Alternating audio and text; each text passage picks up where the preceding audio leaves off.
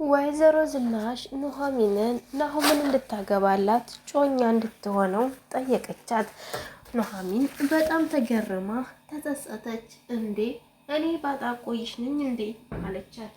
ኑሐሚንን እንግዲህ ለምን ፈለገቻት ስትል የጠየቀቻት ነገር እሷም በጣም አስደንግጧታል። ምክንያቱም ዳግምን አምራን አባልጎኛ ስላለች ብቻ ያንን ደካማ ጎና ስለተጠቀመችባት ብቻ ነው ይህንን ጥያቄ እየጠየቀቻት።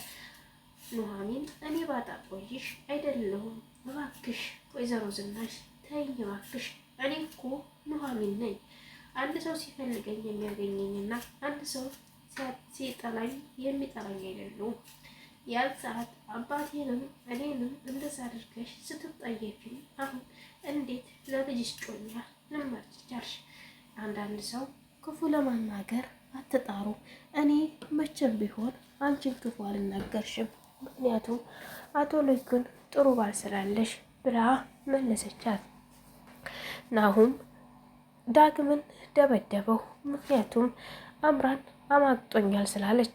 አምራን እራት ግብዣ ላይ አማግጦኛል፣ እግሬንና ጭኔን እየነካካ እረብሾ ነበር ብላ ተናገረች።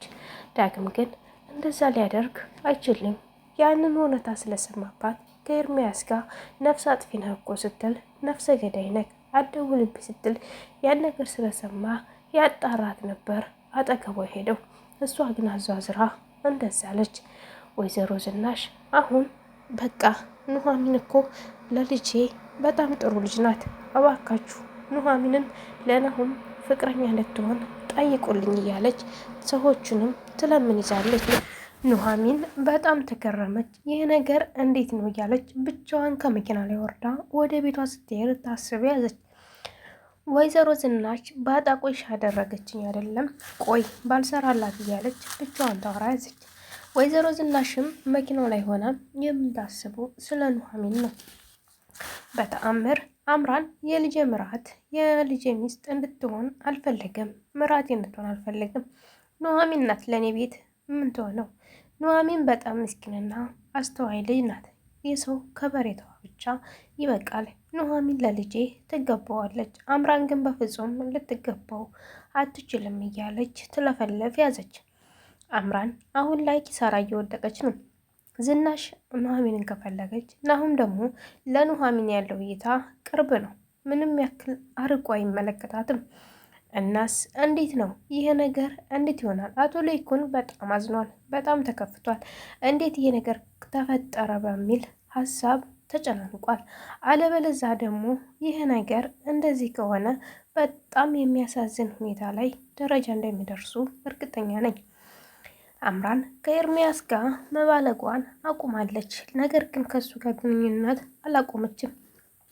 ናሁም ኤርሚያስ ልጁን እንደገደለው ቢያቅ ኖሮ ምን ያደርጋል ብላችሁ ታስባላችሁ? አምራን በጣም ባለጌ ሴት ናት። ከኤርሚያስ ጋር በፍጹም መገናኘት የሌለባት ሰው ጋር ነው መገናኘት ያዘችው። ኤደን በኑሐሚን ስራ ቅናት አድሮባታል። እኔ ለምን የቤት ሰራተኛ ጽዳት ሆንኩኝ? እንዴት ኑሐሚን አስተማሪን ተቀጥሮላት የመንግስት ሰራተኛ ሆነች በሚለው ውስጧ ጠሞባታል። ኤደን አሁንም መጥፎ ሀሳቧ መቼም አልተቀየረም። ኑሐሚን ግን የተቀየረች ትመስላታለች እንጂ ወይዘሮ ኤደን አሁን ላይ አጉል ኪሳራ ትሆናለች። ገነት ደግሞ ኑሐሚንን ተመሳስላ ለመኖር እጅ እግሯን እጥፍጥፍ አድርጋ እየኖረች ነው። አቶ ለይኩን ጋርም ተስማምታ እየኖረች ነው። የኑሐሚን አባት ግን አቶ ተሰማ መቼ ነው የሚታከመው? ሰሞኑን ወደ ውጭ ሄዶ እንደሚታከም እያወሩ ነበር። ግን የእነሱ ሰሞኑን አያልቅም፣ ሁሌም ሰሞኑን ይሄዳል እየተባሉ ነው። የአምራን ሽምግልና ቀራ ማለት ነው። አቶ ለይኩን እንዲቀር አደረገ። አምራንና ናሁም ተቀጣጥረው ምሳቸውን በልተው ሻይ ቡና እያሉ ሲያወሩ በነበረበት ሰዓት አባቴና እናቴ ሽምግልናውን ትተውታል፣ እኔ በራሴ ሽምግልና ልካለሁ ሲላት አይሆንም አለችው። እኔ የምፈልገው ቤተሰቦች እንዲልኩና ቤተሰቦች ቤት እንድገባ ነው እንጂ አንተ ምን ልከው ወይ ልታስገባኝ ነው ስትለው በውጭ ተከራይተን እንኖራለን አላት። አይሆንም አለችው። ቆይ አንቺ የምትፈልጊው እኔን ነው ወይስ እነሱ ቤት መግባት ሲላት እነሱ ቤት መግባት የልጅ ምራትም ሆኜ ለማሳየት እፈልጋለሁ አለችው። ናሁም አሁን ላይ ከሱ ፍቅር እንደሌላትና ገንዘቡን ወዳጅ እንደሆነች እያረጋገጠ ይገኛል። አምራን እንዴት ነው የምታስቢው አላት። በቃ ይከን ነው አለችው። እሺ አላት። አሁን እኮ ድርጅቱንም ሊወስደው ነው አባቴ፣ ዳግምን ለምን አባረርክ ብሎ ሊወስደው ነው እና ምን ማድረግ አለብኝ አለው። ጭራሽ ሁሉንም ንብረት በአንተ ስም ታዞራለህ ስል ጭራሽ ደግሞ መልሰክ እንትኑንም ልሰጥ ነው ድርጅቱንም ልሰጥ ነው ብላ አበደች። ናሁም እዚህ ጋ ማስተዋል ያዘ። ይቺ ሴት የምፈልገው ገንዘብ እንደሆነ ልቡ እያወቀ እየተንሸራተተ ሄደ። አምራን በጣም የምታሳፍር ሴት መሆኗን አያውቅም ናሁም። ናሁም በጣም አደገኛ ሰው ነው። አንድ ይምጣበት እንጂ ከመጣበት አይታችኋ እንዴት እንደሚያደርገው። ዳግም ግን በእውነት በጣም አሳዘነኝ፣ አንጀቴን በላኝ። ማጣት በጣም ከባድ ነው።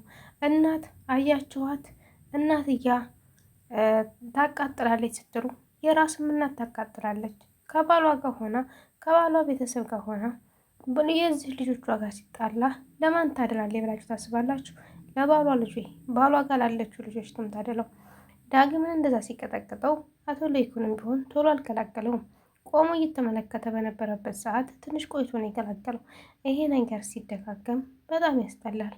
ውድ የሀገሬ ልጆች ልጆቻችሁን ከወለዳችሁ ከአንድ ቦታ አሳድጉ የሚባለው እንደዛ ነው። አምራን ልጁ መውረዱን ቢታወቅባት ኖሮ እንኳን ሽማግሌና ሊልክላትና ናሁም ዞሮ ማየትም ነበር። አሁን ደብቃ ነው እንጂ በኋላ ግን ሲሰማ ወዴት ትሄዳለች? በጣም ይገርማል። ሚሚና ኤርሚያስ ፍቅረኛሞች ሆነዋል። ሚሚና ኤርሚያስ ፍቅራቸውን እየቀጠሉ ነው። ታዲያ እንዴት ነው ኤርሚያስ ከዚችም እያለ ይኖራል እንዴ? እስከ መቼ ነው? ዳግም ግን ኑሐሚንን አቀዋታል። ታዲያስ ኑሐሚን ፍቅሩን ብትቀበለው ምን መስሎ ይታያቸዋል? ኑሐሚን እንዳውም ዳግም ማፍቀር ነው ያለባት ብዬ አስባለሁ። ለዳግም ትመጽነዋለች። እሱም ብቸኛ ነው፣ እሷም ብቸኛ ናት። አለበለዚያ ኑሐሚን ለናሁም ከሆነች ግን ዳግም በጣም ይገፋዋል። ምክንያቱም ካያት ሰዓት ጀምሮ በጣም እንደሚያፈቅራትና እንደሚወዳት ነግሯታል። መልሳ ከወንድሟ ጋር ስትሆን ግን ያመዋል።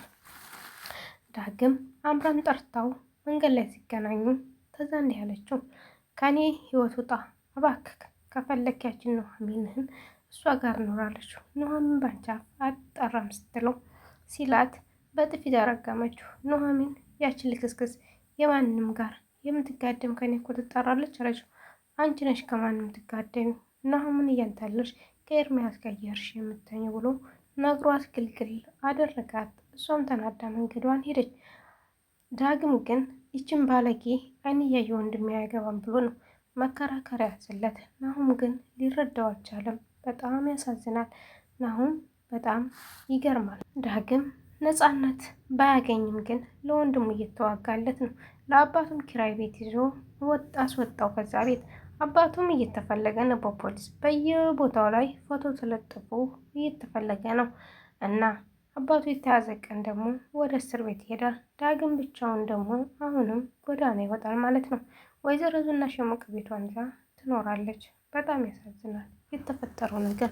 በእውነት ነው የምላችሁ እንደዚህ መፈጠር የለበትም ነበር። ዝናሽ እንደዚህ ማድረግ የለባትም ነበር። ማስተዋል ነበረባት። ለልጇ የሆነ ነገር ማድረግ ግዴታዋ ነው። ምንም ቢሆን ምንም። ውድ የተከበራችሁ የቻናሌ ቤተሰቦች ላይክ፣ ሸር፣ ሰብስክራይብ በማድረግ አበረታቱኝ። በቀጣይ ቪዲዮ ውስጥ የምንገናኝ። ሰላም ሁኑልኝ። ባይ ባይ።